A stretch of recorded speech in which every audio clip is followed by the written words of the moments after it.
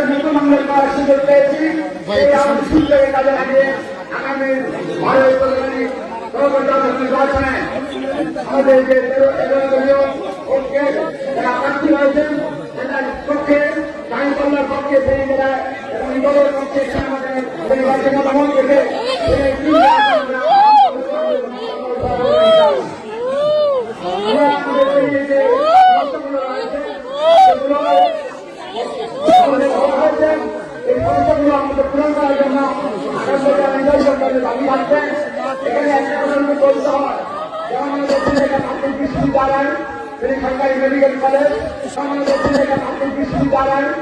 সরকারি medical college এগুলা খোলার কোনো বিষয় ছিল না। আমাদের এখানে প্রধানমন্ত্রী চেয়েছিলাম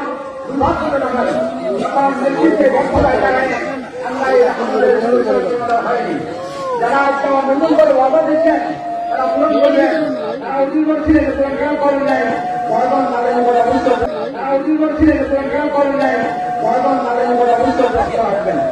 আমরা আমাদের সামনে প্রধানমন্ত্রী সমস্যা রয়েছে। এখানে 22,000 ছাত্রছাত্রীর জন্য এক পরিমাণ ভবন নেই, সেখানে ছাত্ররা ভালোভাবে কাজ করতে পারে না। এখানে যতগুলো শিক্ষক দরকার শিক্ষক নেই, ভবন নেই, শিক্ষকদের পাঠানোর কর্মচারী নেই। এইগুলো হচ্ছে আমাদের সরকারি সমস্যা। এই জন্য আমরা মনে করি সরকার আগামী সরকার প্রদান করবেন আমরা আমাদের স্কুলের এখানে ভূমিকা আসবেন। এরপর আমাদের